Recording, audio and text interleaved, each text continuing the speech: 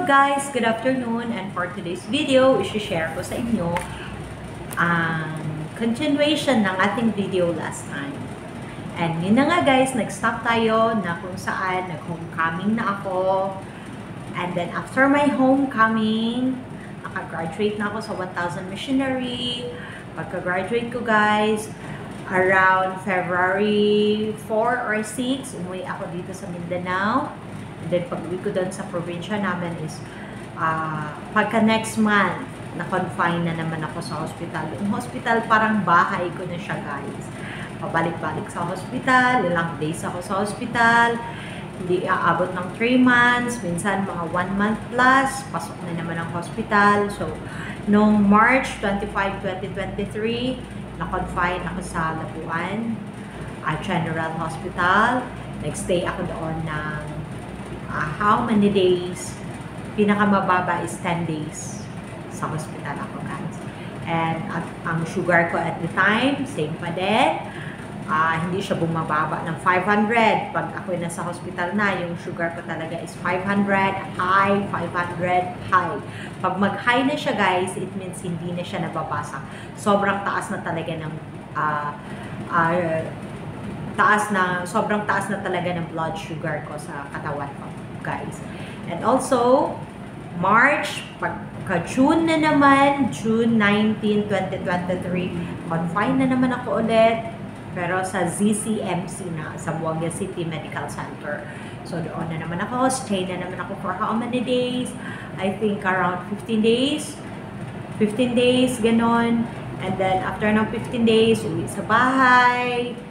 As usual, yung sugar ko, 500 high. Makakauwi ako sa bahay pag nasa 200 na siya.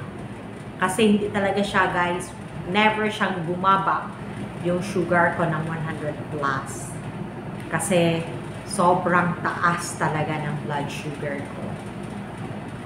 Minsan, pag morning, yung blood sugar ko is aabot siya ng 200 plus, 270, pero still pa din mataas.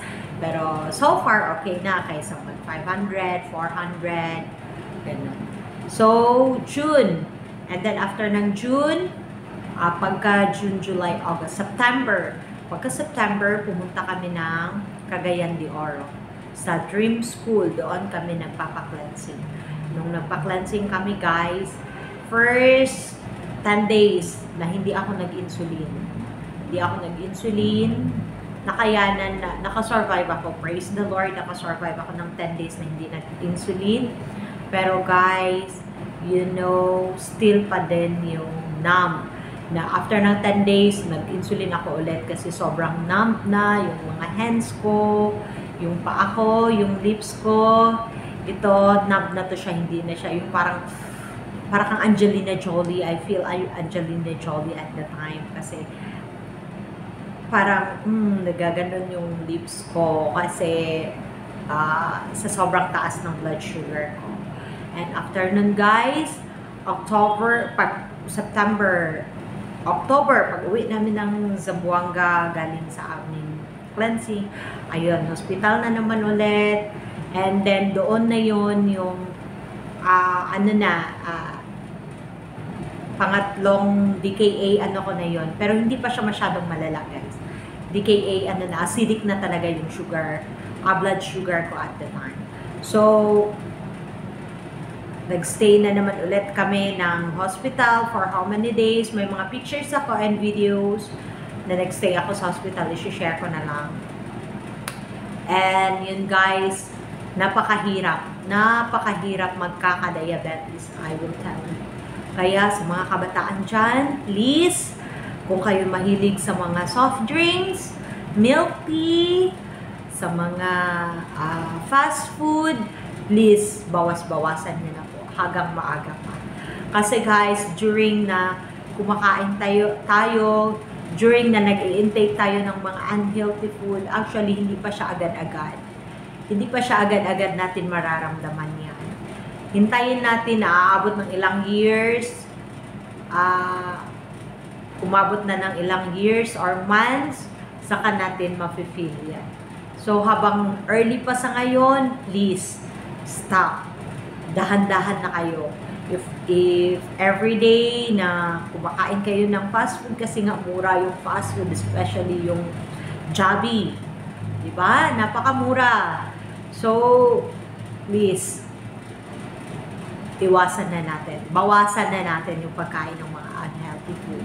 Mas better pa yung gulay, fruits, kasi may mga natural sugar sila. Yes, mga matatamis yung fruits and ibang mga gulay like kalabasa, medyo matamis yung kalabasa, pero okay lang yun kasi ano naman siya, natural na pagkatamis, hindi unlike talaga yung sa mga fast food, yung mga pagkain is very unhealthy talaga siya, guys. And hanggat noong January 4, 2024, dumating na talaga ang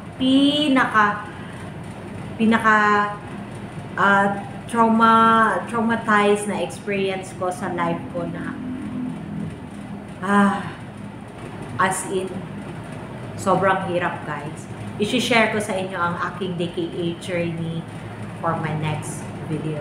And guys, don't forget to share this sa inyong mga kapatid, sa inyong mga friends, family, na kung pwede, iwasan na kung kayo mahilig sa mga fast food, kung kayo hindi mahilig sa water, panoorin nyo to.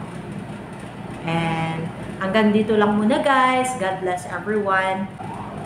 Nothing is impossible with God if you want to change your lifestyle.